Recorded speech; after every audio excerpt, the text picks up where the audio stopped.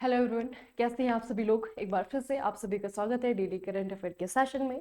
काफ़ी लंबे समय से जो है सेशन आपके पॉज पे थे, क्योंकि हम एक तो एनएसपीसी के सेशन में बिजी थे, दूसरा जो है दिवाली का भी वीक ये आपका रहा है। ठीक है, तो आई होप आप लोगों ने बहुत अच्छे से सेलिब्रेट की होगी अपनी दिवाली। ठीक है, तो अब बच्चे दोबारा से प्रिपरेशन वाले मोड में आ जाइए। ठीक है, और ये जो सेशन है ना, इसके मैं इंपॉर्टेंस आपको बताती हूँ, कौन कौन से एग्जाम को हम टारगेट कर रहे हैं। तो एक तो बच्चे आपका एसएससी जेई, ठीक है। दूसरा जो है आपका आरआरबी जेई का 31 तारीख से फॉर्म भरने स्टार्ट हो जाएंगे।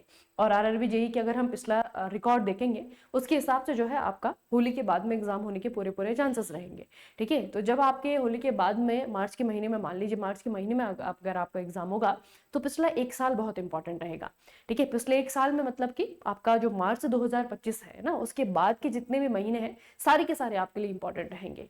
तो बाद में रिवीजन के लिए दिक्कत आएगी। ठीक है, रिवीजन के लिए दिक्कत इसीलिए आती है क्योंकि हम एक साथ बहुत सारा डेटा कवर करने की कोशिश करते हैं। वो दिक्कत ना आए, इसके लिए जो है डेली बेसिस पे अपने जो है 15-20 मिनट है ना, ज्यादा समय नहीं लगता है। आप अगर स्पीड तेज करके सुनते हैं, वैसे भी रिकॉर्डेड फॉर्म में आपको मिलता है ना, तो जल्दी जल्दी जो है आप न्यूज सुन सकते हैं। आप अगर चाहे तो उसे नोट कर लें, आप अगर चाहे तो जो है पीडीएफ आपको दी जाती है, इसीलिए कि अगर नोट करने में समय आपका वेस्ट हो रहा है, फिर इतना समय नहीं है आपके पास में कि नोट करने का जो है आपका टाइम नहीं है, तो उसके लिए जो है पीडीएफ भी दी जाती है।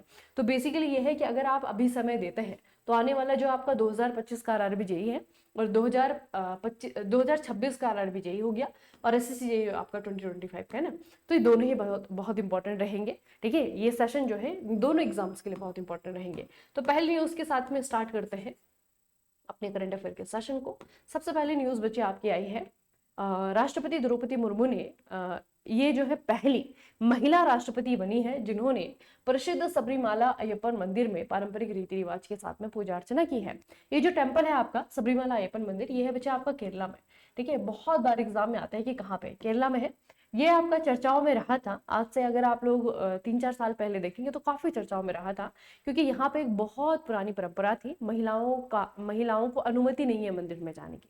ठीक है, नहीं थी, मतलब ये यहाँ पे परंपरा थी। तो उस परंपरा को जो है आपका तोड़ते हुए सुप्रीम कोर्ट ने अपने एक वर्डिक्ट में, अपने एक डिसीजन में ये कहा 2018 में कि ये जो परंपरा है ये अनकॉन्स्टिट्यूशनल है, महिलाओं को यहाँ पे अनुमति दी जाती है। ठीक है, तो अगर हम अपने राष्ट्रपति को देखेंगे, मतलब हमारी जो राष्ट्रपति की पूरी सीरीज है, उसमें से पहले जो राष्ट्रपति हुए वो है आपके वीवी गिरी, जिन्होंने की मंदिर गए थे, जो इस मंदिर में गए थे। अभी जो है राष्ट्रपति नंबर 2 आपकी बनी है द्रौपदी मुर्मू, और पहली महिला राष्ट्रपति बनी है जो कि यहाँ पे, जिन्होंने यहाँ पे विजिट किया है। ठीक है, इन्होंने अपने सर पर एक बच्चे पवित्र गठरी है, इसे यहाँ पे लोकल लैंग्वेज में इरुमो डिकेतु कहा जाता है। ठीक है, ये पवित्र गठरी रख करके 18 जो पवित्र सीढ़ियां हैं, पतिनेटम पड़ी इनको कहा जाता है, यहाँ इन्होंने ये चढ़ी है। ठीक है, और दूसरा जो है रीजन इस मंदिर के चर्चाओं में होने के पीछे है कि मंदिर में बच्चे आपका सोने की प्लेटिंग, ठीक है, गोल्ड प्लेटिंग के दौरान ऐसा कहा गया कि यहाँ पे सोने की चोरी हो रही है।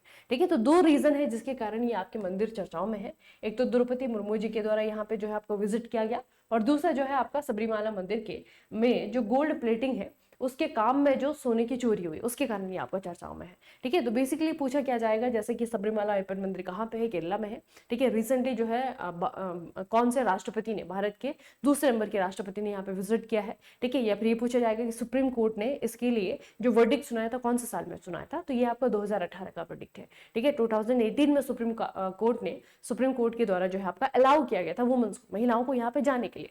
ठीक है, तो ये न्यूज आपको बच्चे याद रखनी। ठीक है, अगली खबर है आपके, भारत ने कप सिरप की आवाजाही, उत्पादन और इसमें इस्तेमाल होने वाले इंग्रेडिएंट्स की निगरानी के लिए एक ऑनलाइन सिस्टम शुरू किया है। ये सिस्टम जो है आपका ट्रैकिंग के लिए है। ठीक है, एक डिजिटल ट्रैकिंग प्रणाली है, ऑनलाइन राष्ट्रीय औषधि लाइसेंसिंग सिस्टम जो है आपका शुरू किया गया है। तो बेसिकली बच्चे, जो भी कंपनीज जो है जो कि इसके निर्माण में इन्वॉल्व है, ठीक है, कप सिरप को बनाने वाली जो कंपनी है, उनको जो है ये ऑनलाइन रजिस्ट्रेशन करवाना पड़ेगा। ठीक है, और उनको बताना पड़ेगा कि हम कप सिरप बनाने के लिए कौन कौन से इंग्रेडिएंट का इस्तेमाल कर रहे हैं। तो ये जो कदम उठाया है इंडियन गवर्नमेंट ने, ये एक घटना के बाद उठाया है। आप लोगों ने सुना होगा कप सिरप बच्चे, आपका एक कप सिरप का नाम है आपका कोल्ड ड्रिफ्ट। ठीक है, कोल्ड ड्रिंक कप सिरप है और इसका इस्तेमाल करने से बहुत सारे बच्चों की मौत हुई है ना, ये घटना आप लोगों ने सुनी होगी। तो उसके बाद में जो है आपका, ये कंपनी का नाम भी याद रखना जिन्होंने कप सिरप बनाया है, ये आपका श्रीसन फार्मा, ठीक है, श्रीसन फार्मा कंपनी का नाम है। इनका जो प्रोडक्ट है कप सिरप है, उसका नाम है कोल्ड ड्रिंक है ना, जिसका सेवन करने से बहुत सारे बच्चों की मौत हुई। ठीक है, तो उसके बाद जो है भारत सरकार ने ये डिसीजन लिया है कि कप सिरप बनाने वाली कंपनियों को ये ऑनलाइन जो है आपका डिजिटल ट्रैकिंग प्रणाली में खुद को रजिस्टर्ड करना होगा, जिससे कि ये पता लग सके कि जो है कौन कौन से इंग्रेडिएंट इस्तेमाल किए जा रहे हैं, ठीक है, कैसे कैसे जो है इसका मैन्युफैक्चरिंग कहाँ पे है, कौन कौन से देश में या फिर कहाँ कहाँ पे इसको डिस्ट्रीब्यूट किया जा रहा है। तो पूरा का पूरा जो आपका सिस्टम है उसको ऑनलाइन ट्रैक किया जाएगा। ठीक है, तो यह बच्चे आपको याद रखना है कि भारत के द्वारा काम किया गया है। अच्छा, ये जो बच्चों की मौत हुई थी ना, उसका जो है परीक्षण हुआ, टेस्ट किए गए और टेस्ट से पता लगा कि इस दवाई में, जो कोल्ड्रिफ नाम की दवा है, इसमें डाइथिलीन ग्लाइकोल, ये जो बच्चे इसका वन ऑफ द इंग्रेडिएंट है, इसकी मात्रा जितनी होनी चाहिए थी ना, उससे 500 गुना मात्रा में था ये, इसलिए टॉक्सिक हो गया। ठीक है, तो ये थोड़ा सा आपको याद रखना है, इसका भी नाम याद रखना। डाइथिलीन ग्लाइकोल वो इंग्रेडिएंट है जिसके कारण जो है बच्चों की मृत्यु यहाँ पे हुई, और उस प्रोडक्ट का नाम, उस दवाई का नाम है आपका कोल्ड्रिफ। ठीक है, आप लोगों ने भी लिया होगा। बेसिकली वैसी बीमारी ने बच्चे, खांसी के लिए कौन डॉक्टर के पास जाता है? खांसी होती है तो सबके सब जाते हैं केमिस्ट के पास में, है ना, और अपने आप जो है डॉक्टर बन करके कोई भी जो है कप सिरप उठाया और उसे जो है आपका गटक लिया, है ना। तो ये जो है आपका एक तो अवेयरनेस का भी है और दूसरा जो है आपका लापरवाही का भी है। तो सरकार जो है अपनी लापरवाही को सुधारने की कोशिश कर रही है और एक अच्छा कदम मैं कहूंगी कि डिजिटलाइजेशन का एक अच्छा फायदा जो है उठाने की कोशिश की जा रही है ना।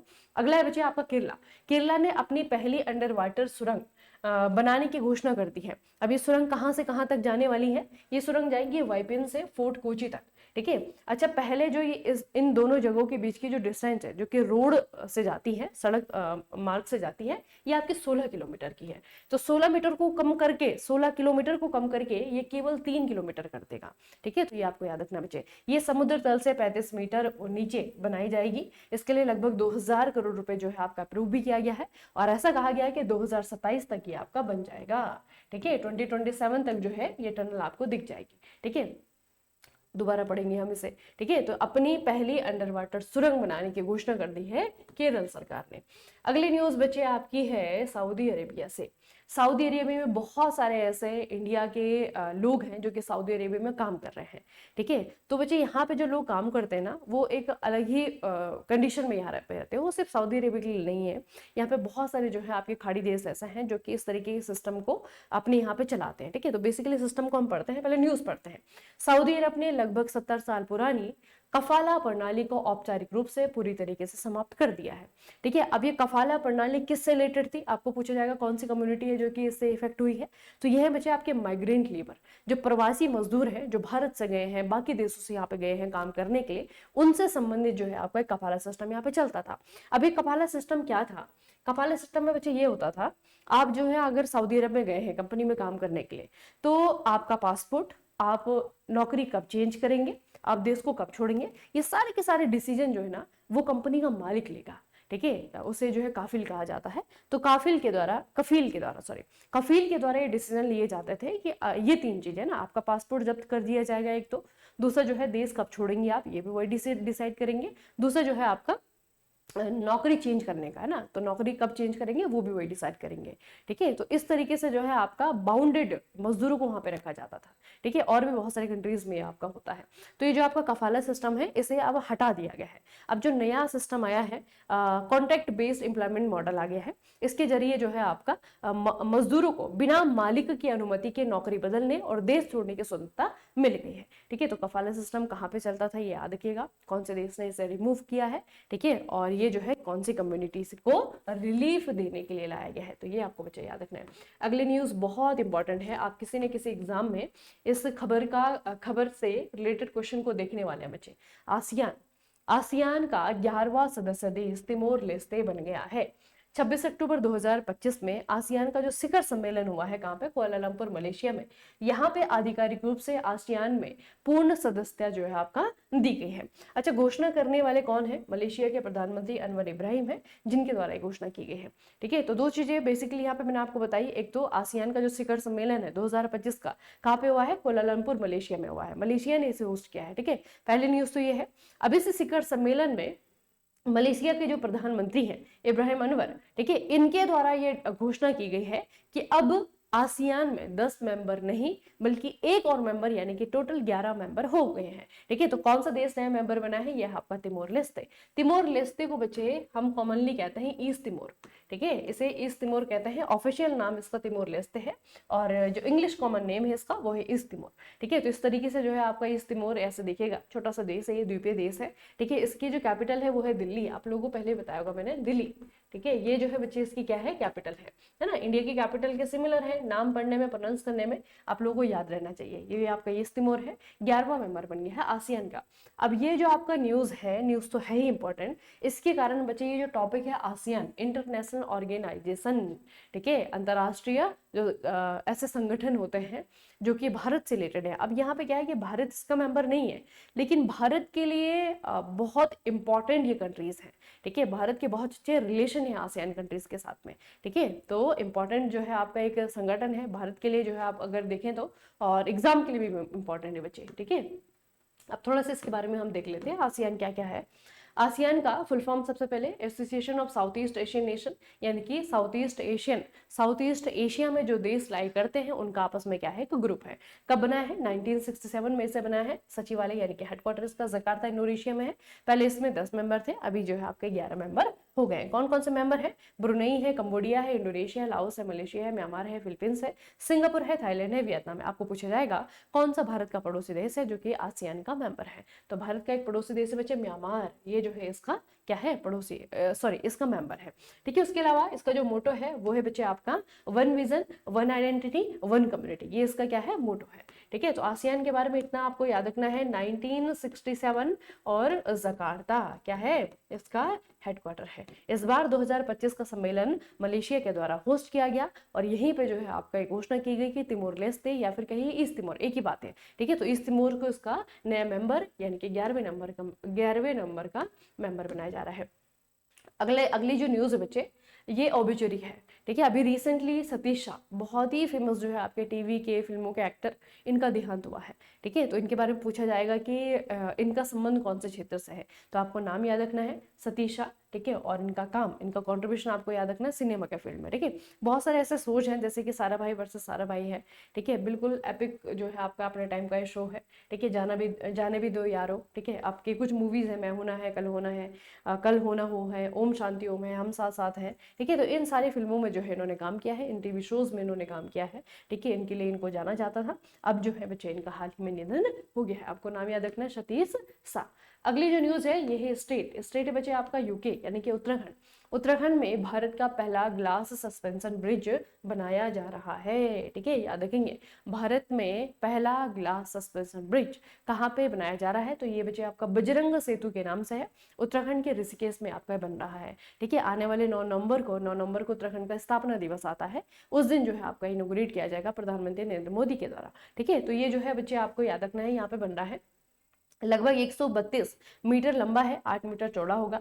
इसमें 66 mm मोटा कांच जो है आपका लगाया जाएगा। ठीक है, इस तरीके से इसका जो बेस है वो कांच का होगा। लगभग जो है 70 करोड़ की अनुमानित लागत से निर्मित किया जा रहा है, ये आपको याद रखना है। और ये जो ब्रिज है ना, ये पुराने ब्रिज का रिप्लेसमेंट है। ठीक है, एक बहुत फेमस बच्चे यहाँ पे ब्रिजेस हैं ऋषिकेश में, अगर आप देखेंगे ना, राम झूला बहुत फेमस है ना, जानकी सेतु बहुत फेमस है। उसके अलावा एक लक्ष्मण झूला यहाँ पे हुआ करता था।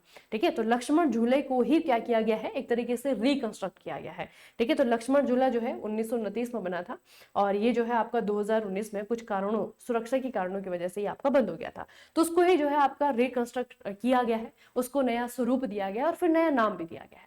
ठीक है, तो वही लक्ष्मण झूला जहाँ पे था पहले, वो आप नहीं मतलब एक तरीके से टूट ही गया था वो ना, तो वो जो है आपका लोगों के लिए बंद है 2019 से, तो उसको जो है आपका दोबारा दूसरी तरीके से आपका बनाया गया और अब जो है हम इसे क्या कहेंगे? बजरंग सेतु कहेंगे। ठीक है, तो बजरंग सेतु आपको याद रखना है ग्लास ब्रिज है और भारत का पहला सस्पेंशन ग्लास ब्रिज है। अगली न्यूज है बच्चे आपका कबड्डी से, खेलो एशिया युवा खेल 2025 कबड्डी। ठीक है, ये आपका हुआ है बहरीन में, 19 से लेकर के 23 अक्टूबर तक आपका ये हुआ है। पुरुष फाइनल में भारत ने ईरान को 35-32 से हराया है और महिला फाइनल में भारत ने ईरान को 75-21 से हराया है। ठीक है, तो ये आपको याद रखना है कि दोनों ही जगह, मतलब कि पुरुषों के इवेंट में और महिलाओं के इवेंट में दोनों ही जगह भारत ने जीता है। एशियन यूथ गेम्स 2025 में कुल 222 भारतीय खिलाड़ी देश का प्रतिनिधित्व कर रहे हैं, जो कि 22 से लेकर के 31 अक्टूबर तक बहरीन के मनामा में आयोजित किया गया है। तो ये बच्चे आपको याद रखना है कि एशियन यूथ गेम 2025 में जो कबड्डी का इवेंट है, वहां पे दोनों वही जो है भारत जीत गया है। अब ये एशियन यूथ गेम है, तो ऑब्वियस बात है यहाँ पे बहुत सारे और भी खेल होंगे, अभी सिर्फ हम कबड्डी की ही बात कर रहे हैं, है ना। तो कबड्डी की बात अभी आपकी हो रही है, अभी ये गेम आपके आगे चलेंगे, हम पूरा पढ़ेंगे अभी, है ना, कि भारत ने यहाँ पे टोटल कितने मेडल जीते हैं, मेडल टेलिंग में भारत का कौन सा स्थान है। लेकिन फिलहाल न्यूज जो है आपकी कबड्डी से आई है, क्योंकि दोनों ही जगह, पुरुषों में भी और महिलाओं में भी, दोनों जगह जो है भारत ने ईरान को हराया है। अगली न्यूज बच्चे बहुत इंपॉर्टेंट है, ये आपका अवार्ड, ठीक है, ये है आपके पुरस्कार, विज्ञान प्रौद्योगिकी और नवाचार में योगदान देने के लिए देश का सर्वोच्च सम्मान, ठीक है, राष्ट्रीय विज्ञान पुरस्कार। जैसे वजह सिविलियन अवार्ड होता है ना, आपका भारत रत्न है, पद्मश्री, पद्म भूषण, पद्म भूषण, उसी तरीके से जो है आपका साइंस के फील्ड में दिए जाता है। राष्ट्रीय विज्ञान पुरस्कार जो है, इनकी घोषणा कर दी गई है। इसमें जो सबसे मेन कैटेगरी, इसमें 4 कैटेगरी में आपके अवार्ड दिए जाते हैं। सबसे पहली कैटेगरी आपके विज्ञान रत्न, तो विज्ञान रत्न दिया जाता है आपका लाइफ टाइम अचीवमेंट के लिए, ठीक है। तो इनका नाम मुझे बहुत याद रखना है, पिछली बार के जो विज्ञान रत्न रहे ना, वो बहुत बार एग्जाम में आए हैं, ठीक है। तो ये जो है आपको याद रखना है, इस बार का जो विज्ञान रत्न मिला है प्रोफेसर जयंत विष्णु नारिकर को दिया गया है। भौतिकी, फिजिक्स, है ना, साइंस जो है आपका फिजिक्स है, मरणोपरांत को दिया गया है। दूसरी जो कैटेगरी है विज्ञान श्री, इसमें जो है 8 साइंटिस्ट को दिया गया है। सबके नाम याद नहीं रखेंगे, लेकिन टोटल नंबर ऑफ साइंटिस्ट आपको याद रखना है कि टोटल कितनों ने जीता है। तीसरी जो कैटेगरी है वो है आपका साइंस यूथ, ठीक है, इसे हम शांति स्वरूप भटनागर भी कहते हैं। 14 जो नए यंग साइंटिस्ट हैं उनको जो है आपका दिया गया है। और फिर आता है आपका एक चौथी कैटेगरी, वो होती है आपकी साइंस टीम, ठीक है, बेस्ट साइंस टीम। तो बेस्ट साइंस टीम का जो है आपका अरोमा मिशन CSR की टीम है, ये एग्रीकल्चर साइंस में, इनको जो है आपका दिया गया है।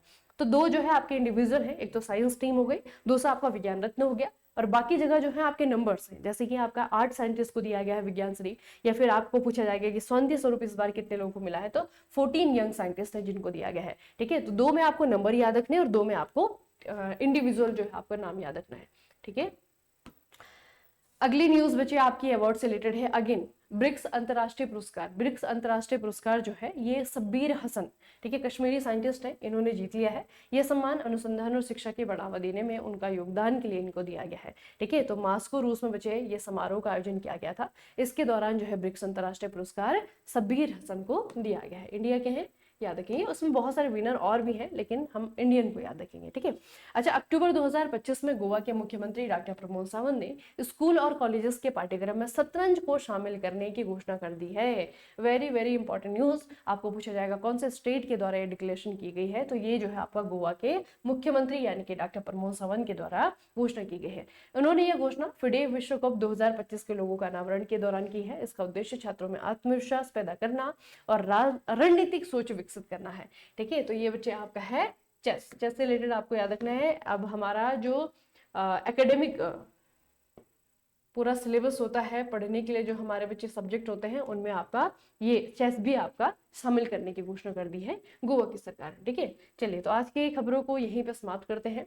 लगभग सारी न्यूज हमने आज इंपॉर्टेंट पढ़ी है। सबसे इंपॉर्टेंट जो है आपका विज्ञान रत्न पुरस्कार जो मैंने आपको बताया है ना, बहुत बार पूछे जाएंगे। आसियान में जो नया मेंबर जुड़ा है वो भी आपका बहुत इंपॉर्टेंट है, ठीक है। और उत्तराखंड और गोवा दोनों की न्यूज जो है इंडिविजुअली बहुत इंपॉर्टेंट है, ठीक है। चलिए, फिर आज के सेशन को यहीं पर समाप्त करेंगे, मिलेंगे फिर कल के सेशन में। तब तक के लिए पढ़ते रहिए, बढ़ते रहिए, अपना खूब सारा ख्याल रखिएगा।